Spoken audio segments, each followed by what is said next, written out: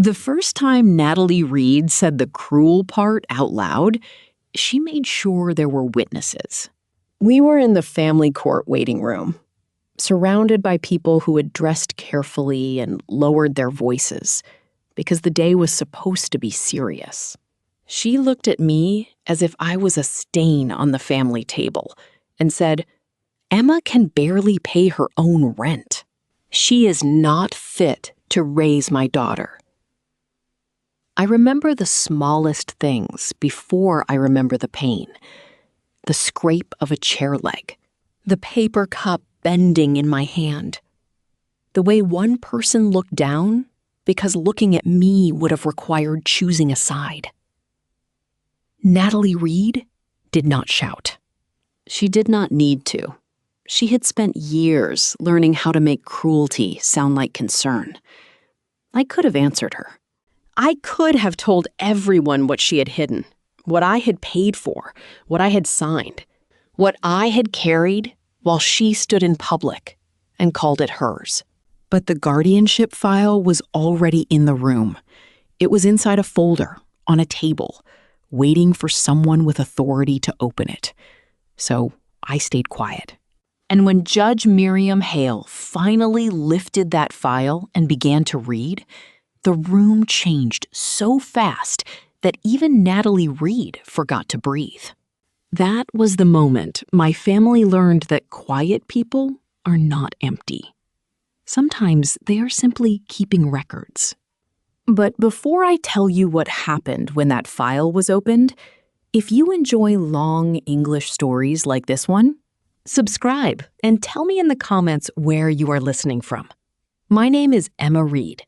I am 36 years old, and for most of my adult life, I was the person my family called practical only when they needed something. In every other room, I was described as difficult, emotional, or not quite enough. Natalie Reed, my older sister, had a gift for saying those things in a voice soft enough that other people felt rude for noticing. I was not dramatic.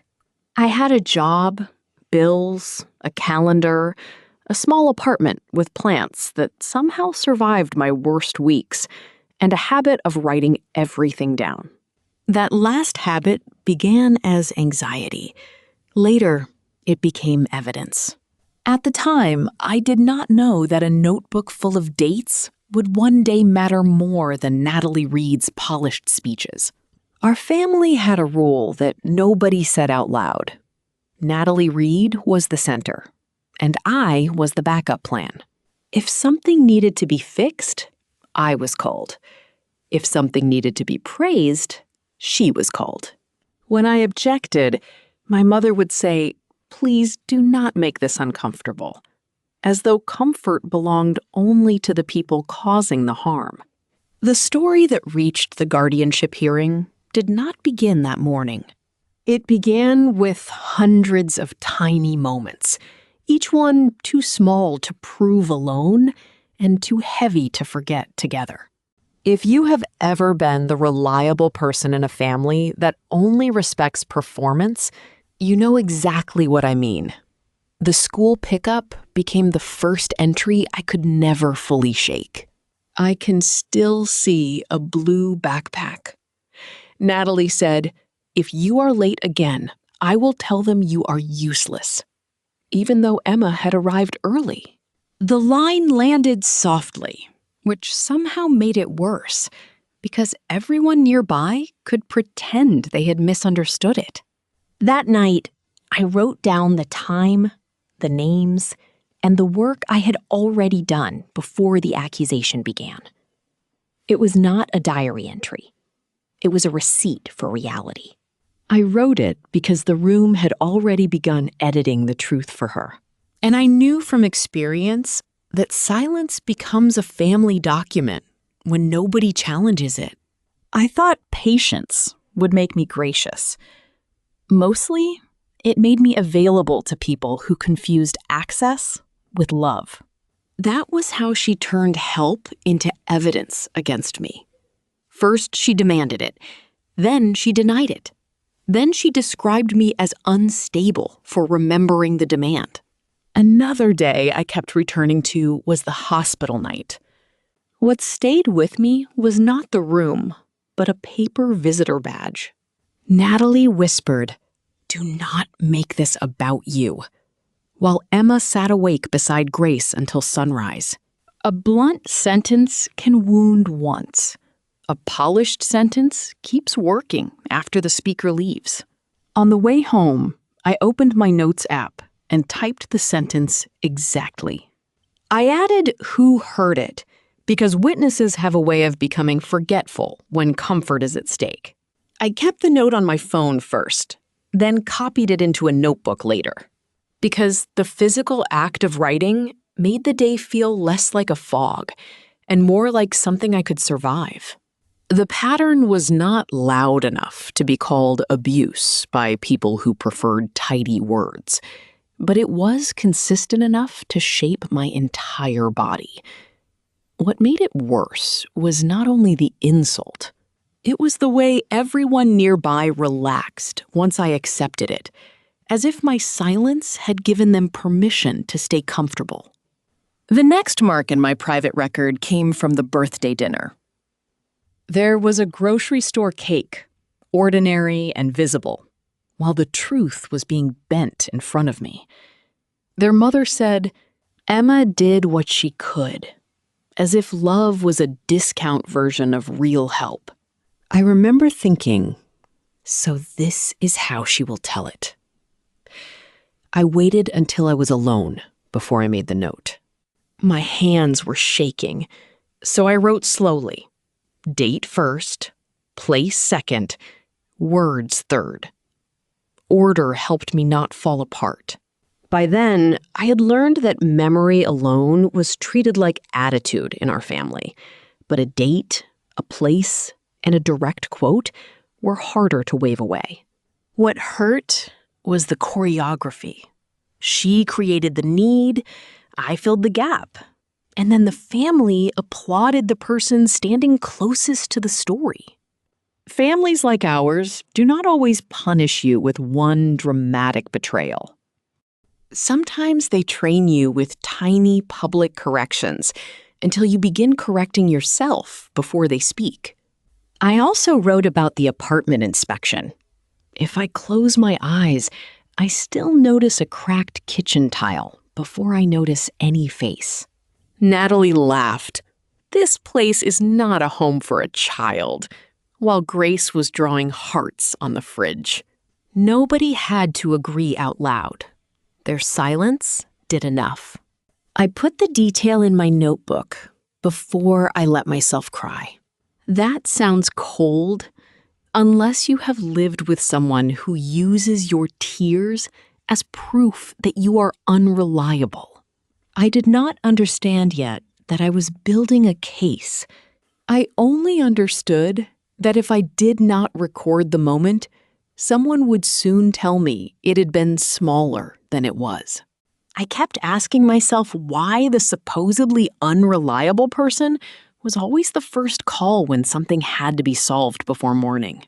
I kept thinking, if I am as unreliable as she says, why does she keep calling me when something breaks? That question sat in me like a stone. If you were in my place at that point, would you have spoken up earlier, or would you have kept collecting proof? Write one sentence in English in the comments if you want the practice. The lawyer meeting looked harmless from the outside. That is why I remember a manila folder so clearly. Natalie told the attorney, "My sister is sentimental, not responsible," and smiled like responsibility meant money. The cruelty was dressed as practicality, and practical cruelty often gets invited to stay. I saved the message, copied the quote, and attached the context. I hated needing that kind of discipline, but I hated being rewritten even more. The note looked ordinary when I finished it. One sentence, 3 names, 1 object. But ordinary records can become powerful when they are allowed to accumulate. There is a kind of family math where one person does the work and another person receives the title. I had been living inside that equation for years. The pattern was simple enough to miss. She wanted my labor private, her authority public, and my objections translated as selfishness. By the time the emergency weekend happened, I already knew the script. The prop in that version was a pink inhaler. Natalie forgot Grace's medication and then said, "Emma is the dramatic one," when Emma drove across town with it. I heard the old family role being assigned to me again, line by line. I made the record because I could already hear the future explanation. She was tired, she meant well, I took it the wrong way. The note answered before the excuse arrived. I saved the message, took a screenshot, and hated myself for needing proof from people who were supposed to know my character without a file. Every scene taught the same lesson, with different props. My labor was useful. My account of it was inconvenient, and my pain was bad manners. Each time I let it pass, I told myself I was protecting peace.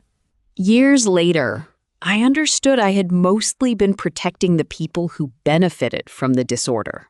The last scene that mattered before the file was the family group chat.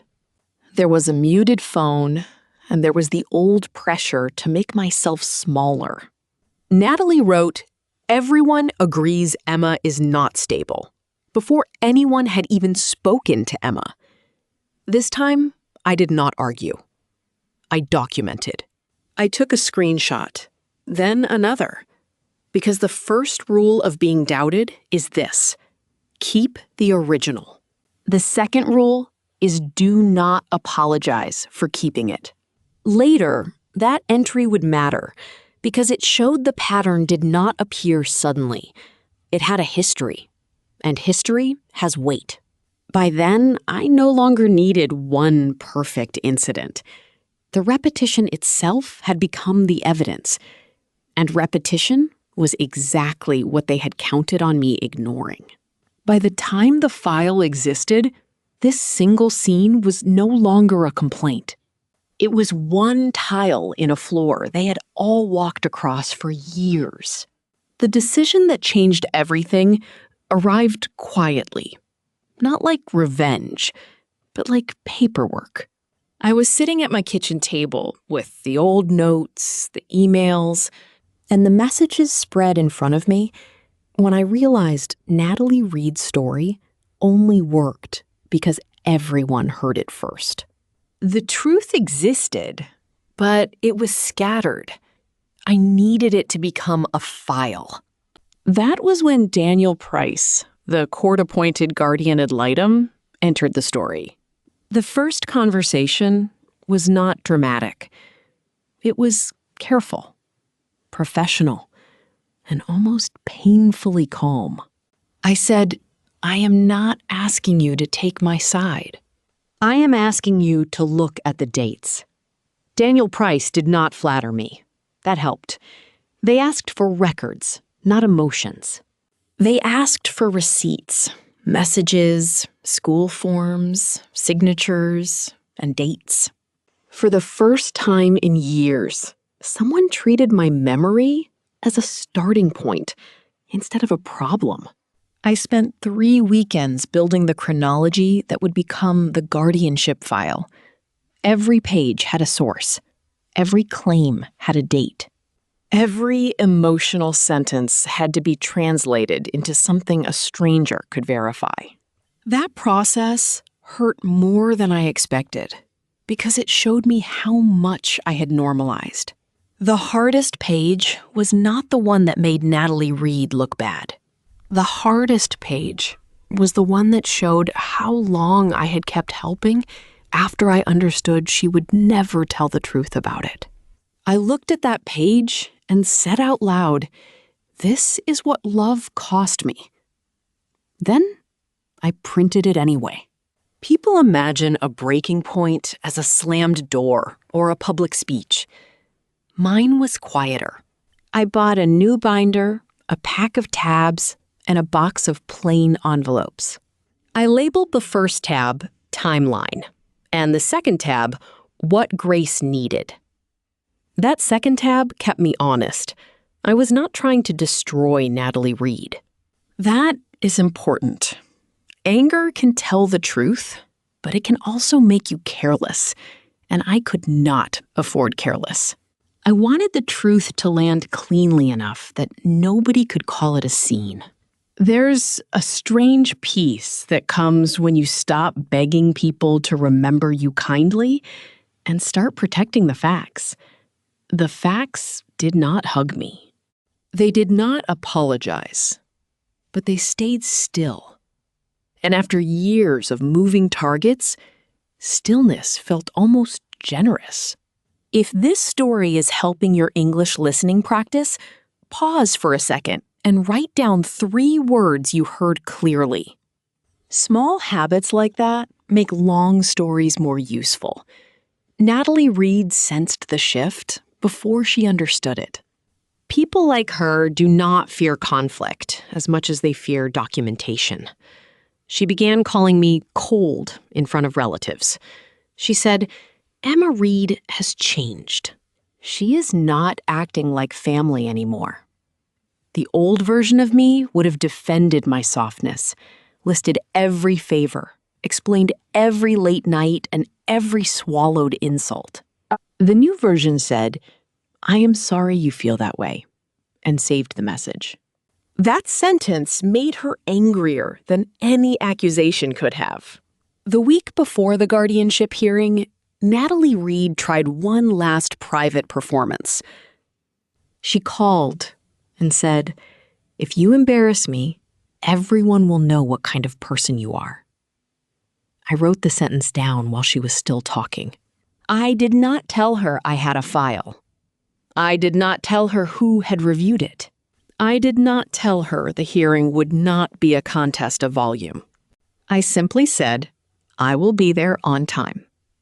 Then I hung up and checked that the binder was in my bag. The morning of the guardianship hearing, the room looked too ordinary for what it was about to hold. Fluorescent lights, plastic chairs, a clock that clicked louder than it should have. Natalie Reed arrived dressed as if photographs would be taken. She smiled at people before she looked at me. Then came the sentence from the cold open. Emma can barely pay her own rent.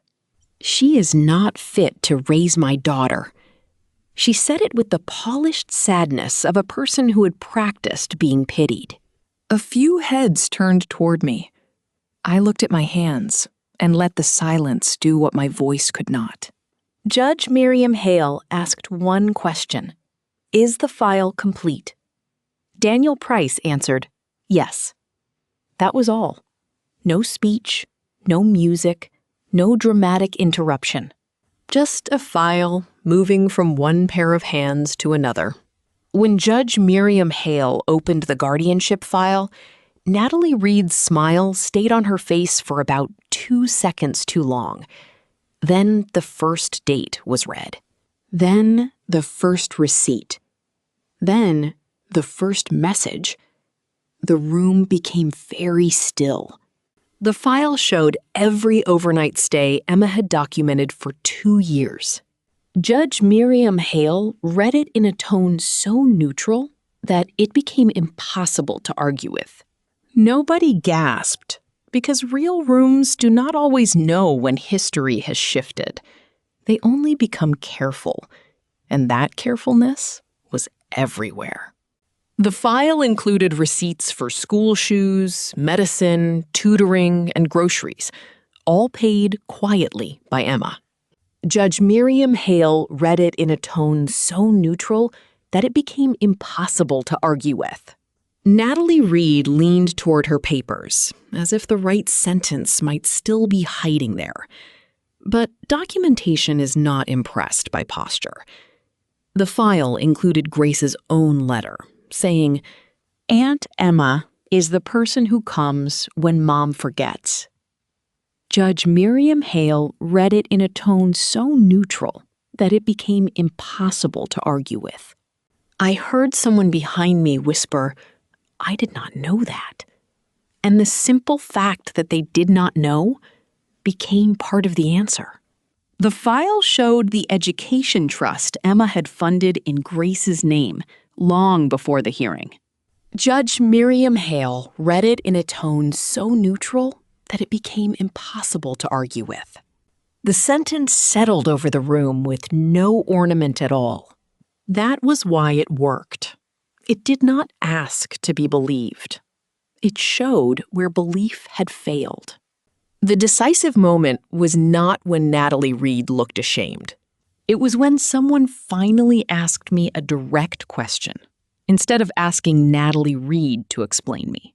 Judge Miriam Hale said, "Emma Reed, is there anything you want to add?" I could have used that moment to punish her. Instead, I said the sentence I had rehearsed for weeks. I only want the decision to be based on what actually happened. It was not dramatic. It was enough. The ruling did not arrive like thunder. It arrived like a door closing softly and firmly. Judge Miriam Hale summarized the evidence, named the pattern, and said the court could not rely on Natalie Reed's version of events. For the first time all day, Natalie Reed had no sentence ready.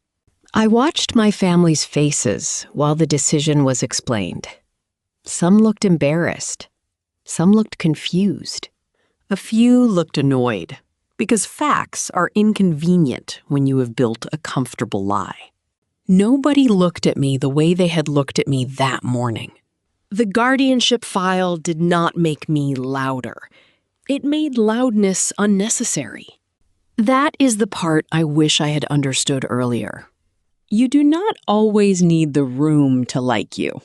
Sometimes you need the record to outlast them. Grace moved into Emma's apartment first, and the cracked kitchen tile became the place where she taped her spelling lists. It was not forgiveness, and it was not revenge. It was the beginning of a life where the truth no longer needed to whisper. Natalie was granted supervised visitation and ordered into counseling before any review. I had expected victory to feel bright. Instead, it felt steady, like a chair placed under someone who had been standing too long. Their mother came by with soup and said, "I should have asked who was doing the work." Emma answered, "Yes, you should have."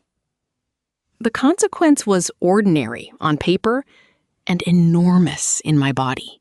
I stopped arranging my life around the fear that she would tell the story first. 3 months later, Grace drew a picture of the courtroom. In the picture, Emma was not big or heroic. She was simply holding the folder. Some endings do not announce themselves. They arrive when you notice you are breathing normally in a room that once made you shrink. A week later, Natalie Reed sent a message that began, "I hope you are happy."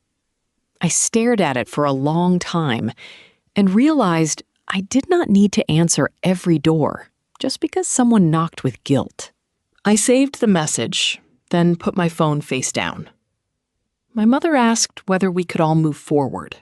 I said, moving forward starts with telling the truth about what happened behind us.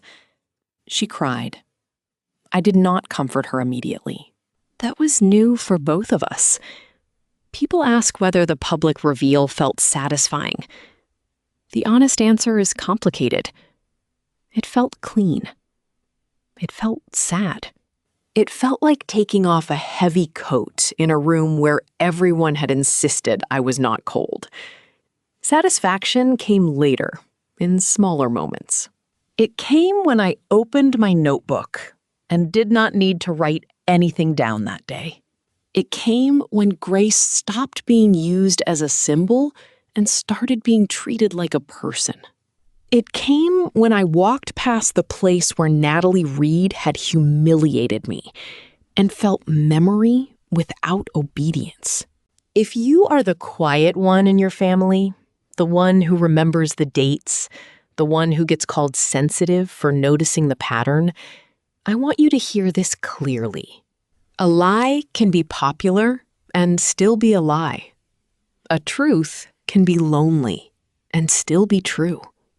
You are allowed to protect the record. If this story stayed with you, subscribe so you never miss a new long English story. I post regularly, and I always read your comments. I did not win because I became crueler than Natalie Reid. I won because I stopped handing her the pen. The guardianship file did not create the truth. It only carried it into a room where people finally had to listen. And if you are carrying a truth like that right now, quietly, carefully, almost ashamed of how much proof you need, please do not mistake your quiet for weakness. Sometimes quiet is discipline. Sometimes quiet is preparation. And sometimes quiet is the sound a person makes while building a file strong enough to survive the room. Looking back at the school pickup, I understand why a blue backpack stayed in my mind. Objects do not revise themselves when the audience changes. They sit there, plain and stubborn, holding the shape of a day. When I later wrote, "This happened," I was not trying to make the day bigger. I was trying to keep it from being erased. The sentence from that day mattered because it had a job. Natalie said, "If you are late again, I will tell them you are useless," even though Emma had arrived early. It taught everyone nearby how they were supposed to see me, and it taught me how carefully Natalie Reid managed the room. For a long time, I confused endurance with kindness. Precision taught me that kindness without boundaries can become permission. Looking back at the hospital night, I understand why a paper visitor badge stayed in my mind. A physical detail can keep a memory from floating away. It gives the mind a handle when everyone else is trying to make the story slippery. When I later wrote, "This happened," I was not trying to make the day bigger. I was trying to keep it from being erased. The sentence from that day mattered because it had a job. Natalie whispered, "Do not make this about you," while Emma sat awake beside Grace until sunrise. It taught everyone nearby how they were supposed to see me, and it taught me how carefully Natalie Reid managed the room. I used to answer with explanations. The record taught me to answer with sequence. What happened first? Who knew? What changed afterward? Looking back at the birthday dinner, I understand why a grocery store cake stayed in my mind. I used to think remembering objects was strange. Later, I understood that the room had been asking me to doubt people, not things. When I later wrote, "This happened," I was not trying to make the day bigger. I was trying to keep it from being erased. The sentence from that day mattered because it had a job. Their mother said, "Emma did what she could," as if love was a discount version of real help. It taught everyone nearby how they were supposed to see me, and it taught me how carefully Natalie Reid managed the room. The old instinct was to soften every sentence so nobody felt accused. The new instinct was to make every sentence verifiable. Looking back at the apartment inspection, I understand why a cracked kitchen tile stayed in my mind. That small detail became a hook for the truth. When I could not trust the conversation, I could still trust what had been in front of me. When I later wrote, "This happened," I was not trying to make the day bigger. I was trying to keep it from being erased. The sentence from that day mattered because it had a job. Natalie laughed. "This place is not a home for a child," while Grace was drawing hearts on the fridge. It taught everyone nearby how they were supposed to see me, and it taught me how carefully Natalie Reed managed the room. I had spent years trying to sound reasonable to unreasonable people. The file asked a better question. Can the facts stand without my pleading? Looking back at the lawyer meeting, I understand why a manila folder stayed in my mind. The object was not proof by itself, but it kept the scene located. It stopped the hurt from becoming a blur. When I later wrote, "This happened," I was not trying to make the day bigger. I was trying to keep it from being erased. The sentence from that day mattered because it had a job. Natalie told the attorney, "My sister is sentimental, not responsible," and smiled, like responsibility meant money. It taught everyone nearby how they were supposed to see me, and it taught me how carefully Natalie Reed managed the room.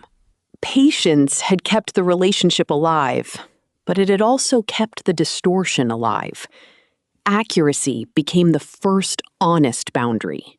Looking back at the emergency weekend, I understand why a pink inhaler stayed in my mind. I returned to that detail whenever someone tried to make the day abstract. Specifics are a quiet form of resistance. When I later wrote, "This happened," I wasn't trying to make the day bigger. I was trying to keep it from being erased. The sentence from that day mattered because it had a job. Natalie forgot Grace's medication and then said, "Emma is the dramatic one," when Emma drove across town with it. It taught everyone nearby how they were supposed to see me, and it taught me how carefully Natalie Reed managed the room. I stopped trying to prove my goodness and started proving the timeline. That difference changed the whole room. Looking back at the family group chat, I understand why a muted phone stayed in my mind. That visible thing anchored what the adults wanted to turn into mood, attitude, or misunderstanding. When I later wrote, "This happened," I was not trying to make the day bigger. I was trying to keep it from being erased. The sentence from that day mattered because it had a job. Natalie wrote, "Everyone agrees Emma is not stable," before anyone had even spoken to Emma. It taught everyone nearby how they were supposed to see me, and it taught me how carefully Natalie Reed managed the room. The lesson was not to become hard. The lesson was to stop letting soft-heartedness destroy the record. The one part of the record mattered because it joined emotion to proof. The file showed every overnight stay Emma had documented for 2 years. Someone near the back said, "Wait, that was in the file?" And for a second, I felt the old story crack without my hands on it. The "to" part of the record mattered because it joined emotion to proof. The file included receipts for school shoes, medicine, tutoring, and groceries, all paid quietly by Emma. Someone near the back said, "Wait, that was in the file?" And for a second, I felt the old story crack without my hands on it. The 3 part of the record mattered because it joined emotion to proof. The file included Grace's own letter, saying, "Aunt Emma is the person who comes when Mom forgets." Someone near the back said, "Wait, that was in the file?"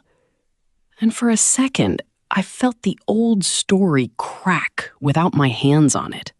The 4 part of the record mattered because it joined emotion to proof. The file showed the education trust Emma had funded in Grace's name long before the hearing. Someone near the back said, "Wait, that was in the file?" And for a second, I felt the old story crack without my hands on it.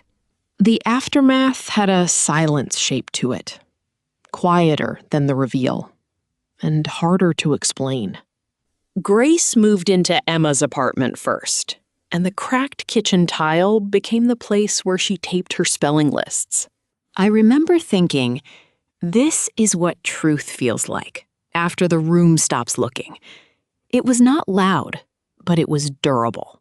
The aftermath had a two shape to it, quieter than the reveal and harder to explain. Natalie was granted supervised visitation and ordered into counseling before any review. I remember thinking, this is what truth feels like after the room stops looking. It was not loud, but it was durable. The aftermath had a three shape to it, quieter than the reveal and harder to explain. Their mother came by with soup and said, I should have asked who was doing the work. Emma answered, yes, you should have. I remember thinking, this is what truth feels like after the room stops looking. It was not loud, but it was durable. The aftermath had a four shape to it, quieter than the reveal and harder to explain. 3 months later, Grace drew a picture of the courtroom. In the picture, Emma was not big or heroic. She was simply holding the folder. I remember thinking, this is what truth feels like after the room stops looking. It was not loud, but it was durable. There was one more detail I keep returning to. After the room emptied, I saw the folder again, closed now, ordinary on the table where the guardianship file had been read. It looked too plain for something that had carried so much weight. And maybe that is the point. The things that save us are not always beautiful. Sometimes they are organized, dated, and finally handed to the right person. I also remember the walk outside afterward. The air had the dull gray color of a day that had no idea it had become important to somebody. For several minutes, I did not call anyone. I did not explain, soften, translate, or repair. I simply stood there and let the silence belong to me. That quiet stayed with me longer than the public part. It was the first quiet in years that did not feel like surrender. It felt like a locked door, not against love, but against distortion. I needed that door. A cousin texted later and wrote, I did not know what you had been doing. That sentence stayed with me because it was not an apology, but it was the first honest sentence anyone outside the center of the storm had offered. I answered, I know, because knowing and excusing are not the same thing. Natalie Reed tried to describe the reveal as betrayal, which almost made me laugh. Betrayal is not what happens when hidden work becomes visible. Betrayal is needing hidden work in the first place, and then punishing the person who carried it. I did not send that sentence to her. I kept it for myself. The strangest part was how quickly people wanted the story to become simple. They asked, "Are you relieved?" And I never knew how to answer with one word. Relief was there, yes, but so was grief. For every year when a truthful conversation might have saved us all from that room.